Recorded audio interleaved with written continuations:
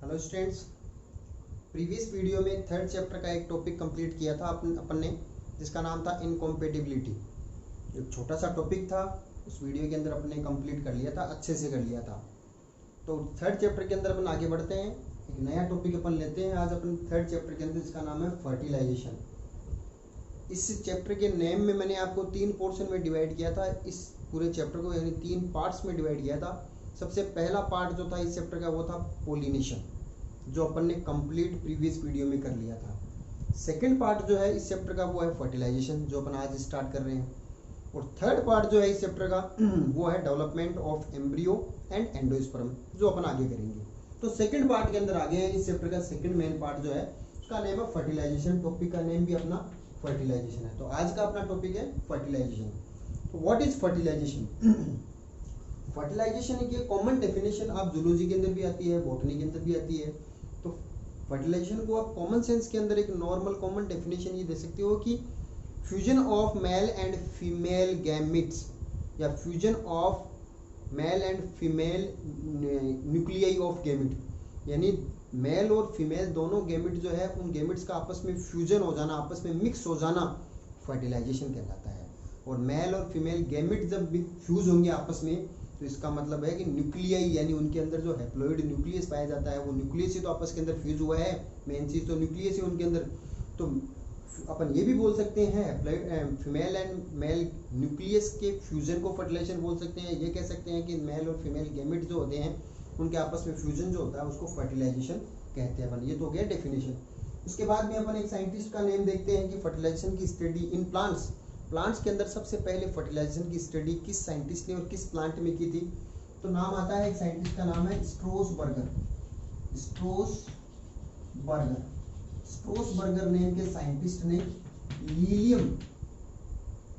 Lilium name के plant में सबसे पहले फर्टिलाइजेशन की स्टडी की थी। किसने की थी? स्ट्रोसबर्गर ने। किस प्लांट में की थी? लीलियम नेम के प्लांट में की थी। अब अपन बात करते हैं फर्टिलाइजेशन को डिटेल से अगर अपन पढ़ते हैं तो एक नॉर्मल डेफिनेशन अपन ने देख ली कि साइंटिस्ट ने क्या ये कर लिया, मगर फर्टिलाइजेशन के अंदर कौन कौन से इवेंट होते हैं।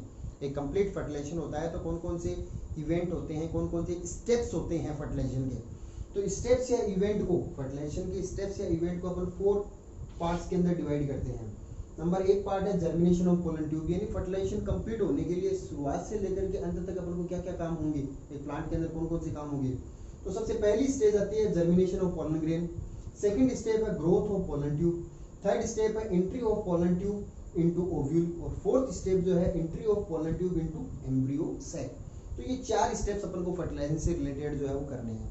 सबसे पहली स्टेप अपनी है जर्मिनेशन ऑफ पोलन ग्रेन। देखो, फर्टिलाइजेशन के लिए सबसे पहला काम तो ये हो गया कि पोलन ग्रेन जो है उनका जर्मिनेशन होना जरूरी है। पोलन ग्रेन जर्मिनेट होंगे तो पोलन ट्यूब बनाएंगे। पोलन ट्यूब के अंदर जनरेटिव सेल्स आकर के 2 हैप्लॉइड गैमेट का फॉर्मेशन करेगी। तो सबसे पहला काम तो पोलन ग्रेन का जर्मिनेशन होना है, उससे तो आगे का काम स्टार्ट होगा। तो पोलन ग्रेन का जर्मिनेशन पहली स्टेप होगी है फर्टिलाइजेशन की। अब पोलन ग्रेन का जर्मिनेशन कैसे होता है?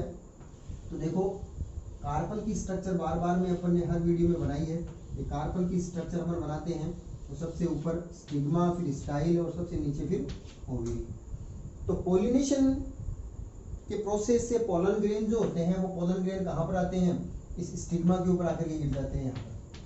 अब स्टिग्मा पर आने के बाद में ये पोलन ग्रेन जो होते हैं ये जर्मिनेट होते हैं। क्यों होते हैं जर्मिनेट? क्योंकि स्टिग्मा जो होती है इन पोलन ग्रेन्स को नरिशमेंट प्रोवाइड करती है, यानी इनको नरिशमेंट देती है, न्यूट्रिएंट प्रोवाइड करती है ये। तो यहाँ पर स्टिग्मा पर वेरियस टाइप के nutrient element like that fat है, रेजिन्स है, शुगर है, ये न्यूट्रिशंस है किसके लिए? पोलन ग्रेन्स के लिए। तो पोलन ग्रेन्स इन स्टिग्मा पर पाए जाने वाले न्यूट्रिशंस को एब्जॉर्ब करते हैं और एब्जॉर्ब करके जर्मिनेट हो जाते हैं। बात समझ में आ रही है?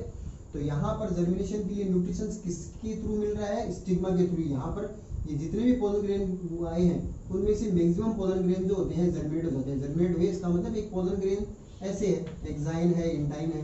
तो इनमें से इंटाइन जो होती है ये स्वेल होकर के यानी फूल करके ट्यूब लाइक स्ट्रक्चर में बाहर निकल जाती है। इसका मतलब पोलन ग्रेन जर्मिनेट हो गए हैं। तो यहाँ पर बहुत सारे पोलन ग्रेन जर्मिनेट होते हैं, एक ही पोलन ग्रेन जर्मिनेट नहीं होता, बहुत सारे पोलन ग्रेन ऐसे जर्मिनेट हो जाते हैं, पोलन ट्यूब बनने लग जाती है। ये हो गया पोलन ग्रेन का जर्मिनेशन। अब पोलन ग्रेन पॉलिनेशन से पहले कहाँ पर थे? एंथर के अंदर थे। पोलिनेशन हुआ तो एंथर से निकल करके ये स्टिग्मा पर आ गए हैं। अब स्टिग्मा पर आने के बाद में इनको जर्मिनेट होने तक कितना टाइम लगा, वो टाइम जो होता है वो जर्मिनेशन पीरियड कहलाता है। कि स्टिग्मा क्यों क्या कहलाता है कि पोलन ग्रेन्स का स्टिग्मा पर आने के बाद में जर्मिनेशन तक का जो टाइम होता है ना, वो जर्मिनेशन पीरियड कहलाता है। अब यहाँ पर बहुत सारे पोलन ग्रेन जर्मिनेट हुए हैं, मगर इनमें से केवल एक ही पोलन ग्रेन काम में आना है। जितनी भी पोलन ट्यूब बनी है ना, वो सब की डिस्ट्रॉय हो जाएगी, खत्म हो जाएगी। सिर्फ एक पोलन ग्रेन ऐसा बचेगा जिसकी पोलन ट्यूब जो होती है वो ग्रोथ करती जाएगी कंटिन्यू, इसकी लेंथ जो होती है वो बढ़ती जाएगी, बाकी सब के सब डिस्ट्रॉय हो जाएंगे। काम केवल एक ही पोलन ग्रेन आएगा इन सब में से, जर्मिनेट हुए हैं मगर वो डिस्ट्रॉय हो जाएंगे। केवल एक पोलन ग्रेन जो होता है उसकी पोलन ट्यूब लेंथ के अंदर इंक्रीजिंग करती जाएगी, बढ़ती जाएगी, स्टाइल से होते हैं ओवेरी के अंदर जाएगी ये पोलन ट्यूब, जो अपन आगे वाले स्टेप में पढ़ेंगे। तो जर्मिनेशन समझ में आ गया, पहला स्टेप कंप्लीट हो गया। दूसरी स्टेप में चलते हैं, ग्रोथ ऑफ पोलन ट्यूब। अब बहुत सारे पोलन ग्रेन जर्मिनेट हैं, उनमें से कोई एक पोलन ग्रेन जो होता है उसकी पोलन ट्यूब जो होती है उसकी ग्रोथ होती रहती है। इनकी ग्रोथ नहीं हुई, ये थोड़ी सी बनी डिस्ट्रॉय हो गई है, मगर एक पोलन ग्रेन की पोलन ट्यूब जो बनी है ना, ये पोलन ट्यूब है, इसकी ग्रोथ होती है। अब इसकी ग्रोथ होती है तो यहाँ पर भी दो तीन चीजें आपको पढ़नी है। पोलन ग्रेन जो, इसको मैं अलग कलर से शो कर रहा हूँ, जो एक पोलन ग्रेन जो जर्मिनेट हुआ है, जर्मिनेट सभी है मगर एक की पोलन ट्यूब एक्टिव कंडीशन में रही है, ये ग्रोथ कर रही है। अब ये पोलन ट्यूब कंटिन्यू ग्रोथ करती जा रही है नीचे की तरफ, ओवेरी की तरफ जाएगी, हमेशा डायरेक्शन ओवेरी की तरफ जाएगी। तो इसको पहले स्टाइल को क्रॉस, स्टाइल वाला जो पाथ है ना, इसको पार करना पड़ेगा, उसके बाद में ओवेरी में जाएगी। तो स्टाइल पाथ वे प्रोवाइड कर रही है किसको, पोलन ट्यूब को ओवेरी में जाने के लिए, बीच में से रास्ता दे रही है। तो स्टाइल वाले पाथवे को तो क्रॉस करना ही पड़ेगा पोलन ट्यूब को। अब स्टाइल के बीच में से होती हुई पोलन ट्यूब कैसे ग्रोथ कर सकती है, तो इसके लिए अलग अलग प्लांट्स में स्टाइल की जो इंटरनल पोर्शन है ना, वो अलग अलग टाइप्स का होता है। जैसे अपन बात करते हैं प्लांट लीलियम, लीलियम के अंदर ये पोलन ट्यूब जो है ना, ये अंदर से होलो होती है, खोखली होती है, कोई दिक्कत ही नहीं है। होलो है तो इसका मतलब पोलन ट्यूब जो होती है वो इजीली अंदर ग्रोथ कर सकती है, कोई रुकावट है ही नहीं। खोखली अंदर से होलो है तो इजीली चल जाएगी, लीलियम में ऐसा होता है। मगर मैक्सिमम एंजियोस्पर्मिक प्लांट जो होते हैं उनके अंदर क्या होता है कि उनमें पोलन स्टाइल जो होती है ना, ये बीच वाली स्टाइल, ये स्टाइल जो होती है ये अंदर से पूरी सॉलिड होती है, अंदर से पूरी पूरी सॉलिड है। तो ये पोलन ट्यूब यहाँ तक तो आ गई है, मगर अब कैसे जाएगी, पूरी सॉलिड है, बीच में से कोई सेंट्रल पोर्शन में से काट करके एक रास्ता बनाना पड़ेगा। तो इसके लिए क्या होता है कि एंजाइम है पेक्टिनेज एंजाइम। ये पेक्टिनेज एंजाइम अपनी एक्टिविटी शो करता है। पेक्टिनेज एंजाइम क्या करता है, प्लांट सेल की जो सेल वॉल जो होती है उस सेल वॉल को डिग्रेड करने का काम करता है। तो सेंट्रल पोर्शन के अंदर जितनी भी प्लांट सेल है, भाई सॉलिड किससे बनी है, प्लांट की सेल से तो बनी है, सेल से तो है अंदर भी। तो सेंट्रल पोर्शन के अंदर जितनी भी सेल्स हैं उन सभी सेल्स की सेल वॉल को तोड़ता जाता है पेक्टिनेज एंजाइम। और जैसे जैसे ये सेल वॉल को तोड़ेगा तो बिल्कुल सेंट्रल पोर्शन के अंदर एक रास्ता बन जाएगा। पेक्टिनेज एंजाइम की एक्टिविटी से सेंट्रल पोर्शन के अंदर एक पाथवे बन गया है, और इस पाथवे से होती हुई ये पोलन ट्यूब जो होती है वो ग्रोथ करती है, और ग्रोथ करके ओवेरी के अंदर जाती है। मैक्सिमम प्लांट के अंदर अंदर से सॉलिड होती है स्टाइल। मगर अपन बात करें पिटूनिया की, पिटूनिया वाला जो प्लांट होता है उसकी स्टाइल जो होती है, उसकी स्टाइल के अंदर पोलन ट्यूब जो होती है वो ग्रोथ करती है। सेंट्रल पोर्शन के अंदर जो प्लांट सेल्स जो है उन सेल्स सर्कुलर शेप के अंदर होती है, तो सेल्स के बीच बीच के अंदर इंटरसेलुलर स्पेस भी तो है जगह जगह।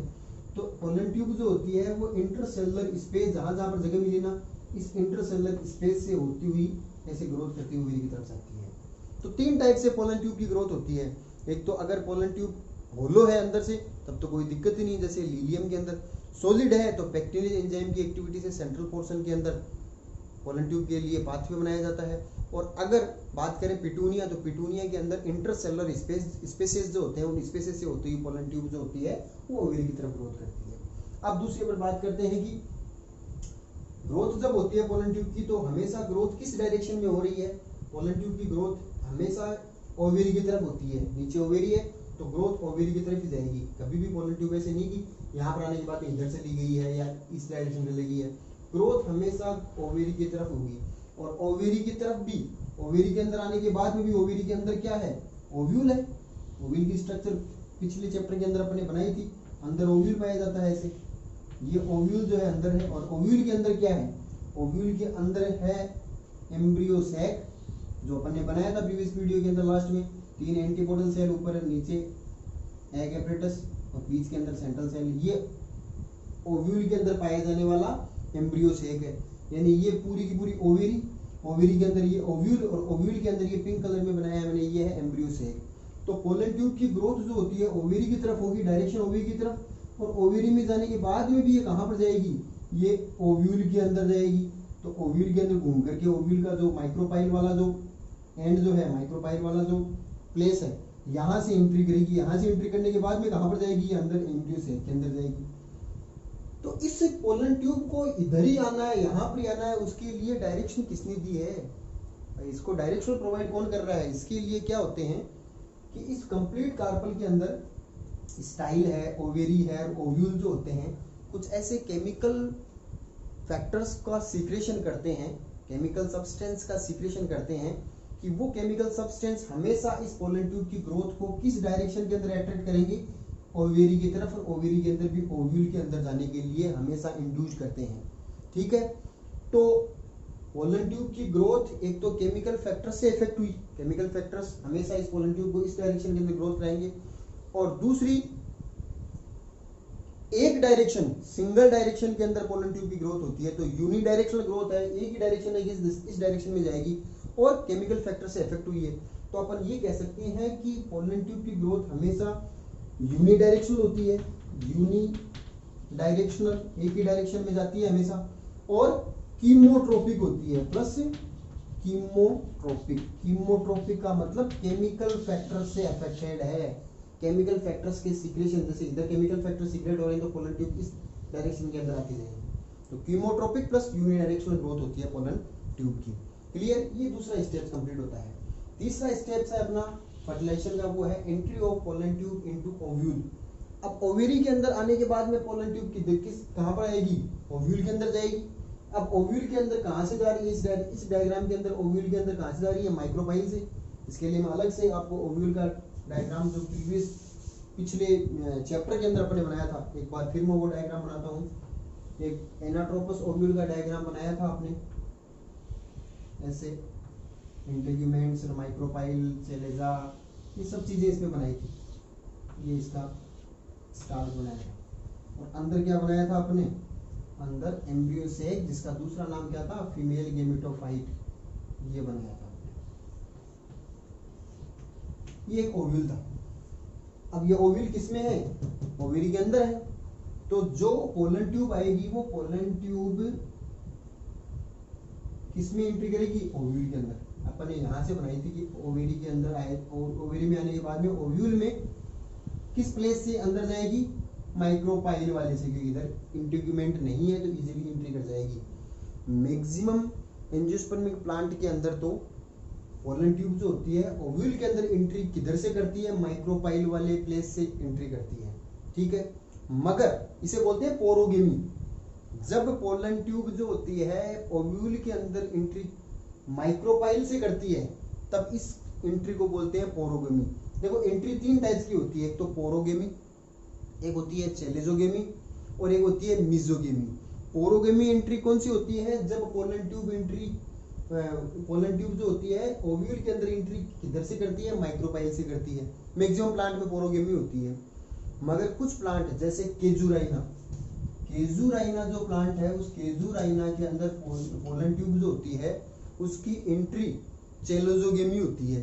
चेलेजोगेमी का मतलब क्या होता है कि पोलन ट्यूब इस चेलेजल एंड जो होता है ना माइक्रोपाइल का जस्ट अपोजिट, इस चेलेजल एंड से एंट्री करेगी, यानी इधर से अंदर आएगी। इसके लिए 3 डायग्राम नोट्स में भेजे आपको मैंने अलग अलग, पोरोगेमी के लिए इधर से, चेलेजोगेमी के लिए चेलेजल एंड से। और तीसरा प्लांट है कुकुरबिटा। कुकुरबिटा जो प्लांट होता है उस कुकुरबिटा प्लांट के अंदर एंट्री जो होती है पोलन ट्यूब की वो न तो यहाँ से न यहाँ से, इंट्यूगमेंट से होती है, यानी ये साइड में इंट्यूगमेंट है ना, इधर से पोलन ट्यूब जो होती है इंट्यूगमेंट को पेनिट्रेट करते हुए इधर से अंदर आएगी, तो ये कहलाता है मिजोगेमी। जब पोलन ट्यूब की एंट्री इंट्यूगमेंट से होती है तब उसे मिजोगेमी कहते हैं। जब पोलन ट्यूब की एंट्री माइक्रोपाइल से होती है तो उसे पोरोगेमी कहते हैं। जब पोलन ट्यूब की एंट्री चेलेजल एंड से होती है तब उसे चेलेजोगेमी कहते हैं। मगर मैक्सिमम प्लांट्स में क्या होती है, पोरोगेमी।